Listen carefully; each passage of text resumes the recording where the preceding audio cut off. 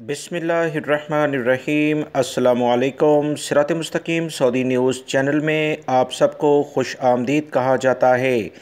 Saudi महकमे passport की जानिब से फ़ाइनल एग्ज़िट खरूज नहाया के बारे में कुछ ताज़ा तरीन अपडेट आई है, जो फ़ौरी तौर पर तमाम गैर मुल्की अफराद को शेयर की जा रही है ताकि इनके कंपनियों के साथ कोई मसले मसाइल पैदा ना हों।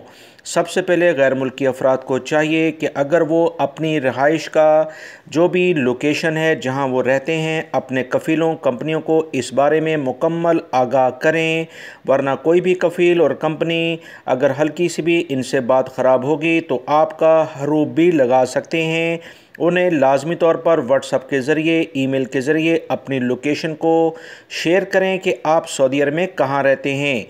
दोस्तों, ये तमाम सूरत हाल आप तमाम भाइयों के फ़ायदे के लिहाज से इसलिए शेयर की गई क्योंकि जवाज़ात की जानिब से लाजमी तौर पर करार दिया गया है कि कोई भी कफ़ील और कंपनी लाजमी तौर पर अपने वर्कर की रहाइशगाह से वाकिफ़ हो।